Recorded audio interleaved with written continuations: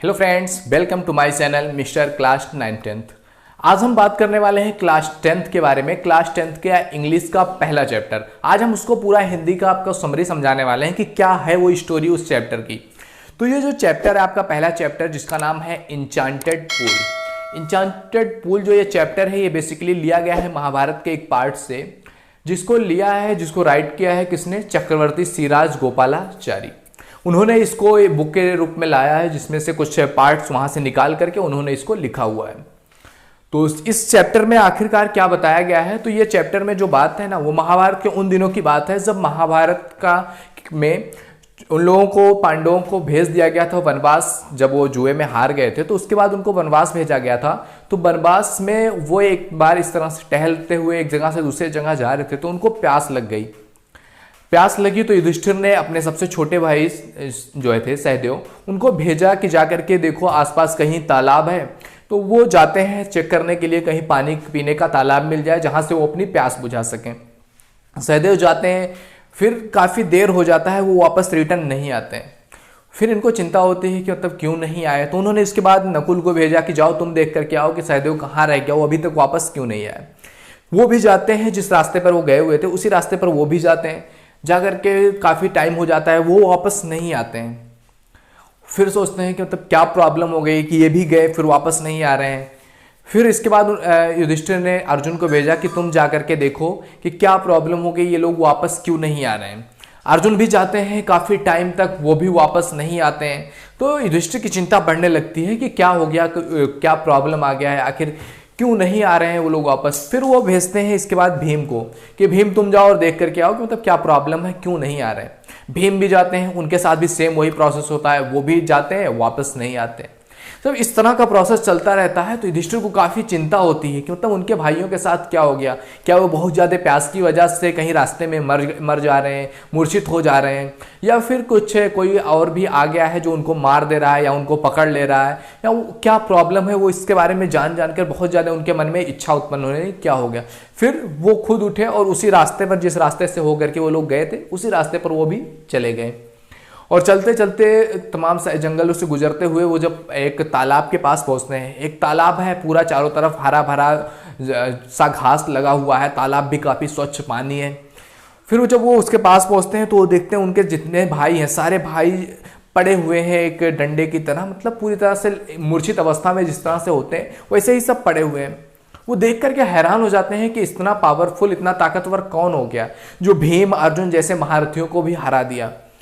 तो वो चारों तरफ देखते हैं, उन्हें कोई दिखाई नहीं देता है। फिर उनको जो प्यास लगी होती है वो काफ़ी ज़्यादा लगी होती है, प्यास की बहुत ज़्यादा तीव्रता होती है। तो वो सोचते हैं पहले पानी पी लेता हूँ, फिर देखता हूँ कि क्या प्रॉब्लम है, क्या हुआ है इनको। तो वो जाते हैं, जैसे ही नीचे की जाते हैं तो उनको तुरंत एक आवाज़ सुनाई देता है कि ठहरो, बिना मेरे क्वेश्चंस का आंसर दिए हुए, बिना मेरे प्रश्नों का उत्तर दिए हुए अगर तुमने भी पानी पिया तो वही हाल होगा जो तुम्हारे भाइयों का हुआ। युधिष्ठिर तुरंत समझ गए कि लगता है ये तालाब किसी का है जो कि अदृश्य है, मुझे दिखाई नहीं दे रहा है।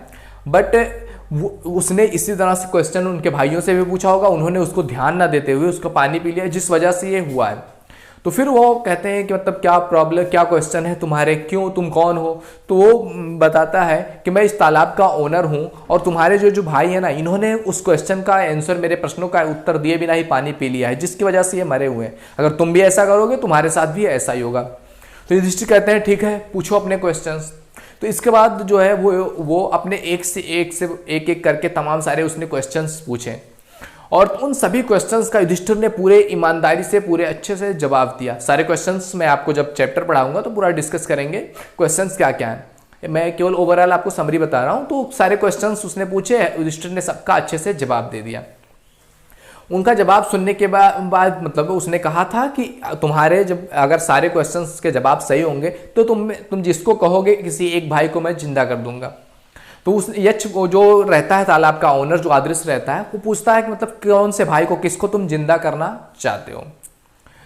तो जो युधिष्ठिर है वो कहते हैं कि मैं चाहता हूं कि सहदेव जिंदा हो जाए। तो वो पूछता है कि तुम सहदेव को क्यों जिंदा करना चाहते हो, तुम्हारे पास अर्जुन है, इतना बढ़िया धनुर्धर है, उसको उसको तुम अपने साथ रखोगे, उसको जिंदा रखोगे तो उससे वो तुम्हारे लिए काफी हेल्पफुल होगा, कोई भी तुम पर आक्रमण करने के लिए 100 बार सोचेगा। या भीम को क्यों नहीं जिंदा कर लेते, इतना पावरफुल है, 10,000 हाथियों का उसमें बल है, वो आपको सपोर्ट करेगा। तो वो कहते हैं कि लाइफ में अगर आपको आपके लिए सबसे बड़ी ढाल होती है आपका कंडक्ट, आपका आचरण, आपका धर्म। आपका धर्म आपकी सबसे बड़ी सिक्योरिटी है, ना कि भीम और अर्जुन। मैंने सहदेव को इसलिए जिंदा करवाया क्योंकि मेरे पिता की जो है 2 बीबियां हैं, कुंती और माद्री।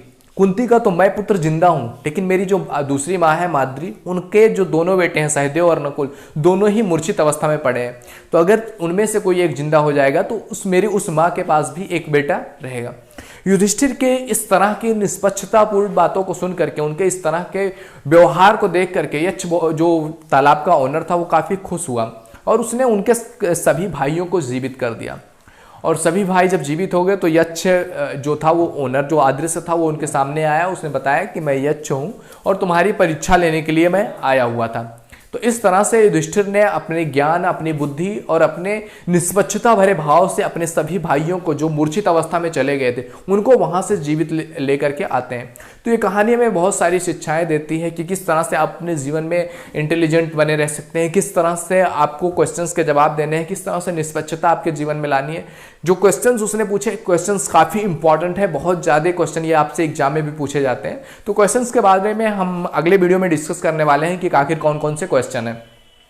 तो आई होप आपको समरी अच्छे से समझ में आएगा। अगर आप बोलेंगे तो पूरा एक एक लाइन टू लाइन में मैं पढ़ा दूंगा आपको कि किस तरह क्या लिखा हुआ है आपके जो फर्स्ट चैप्टर है। तो फर्स्ट चैप्टर का आई होप अगर आपको अच्छे से समझ में आएगा होगा। तो नेक्स्ट वीडियो में हम उसके आपके जो आंसर है ना, तो आंसर आपको बताएंगे कि कैसे कैसे कौन से क्वेश्चंस आपसे पूछे जाते हैं, क्योंकि सिलेबस ऑलरेडी हमने डिस्कस कर लिया है। तो आंसर हम आपको बताएंगे क्या क्वेश्चन पूछे जाते हैं, किस तरह से आपको उसका आंसर लिखना है।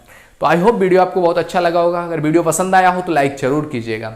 अगर आप चैनल पर नए हो तो प्लीज चैनल को सब्सक्राइब कीजिए, बेल आइकन को हिट कीजिए, ये आपके लिए बहुत इंपॉर्टेंट है। आप बेल आइकन को हिट करेंगे तो हमारी अगली वीडियो जैसे ही अपलोड होगी आपको उसका नोटिफिकेशन तुरंत मिल जाएगा। तो मिलते हैं आपसे अगले वीडियो में, तब तक के लिए जय हिंद, जय भारत, थैंक यू।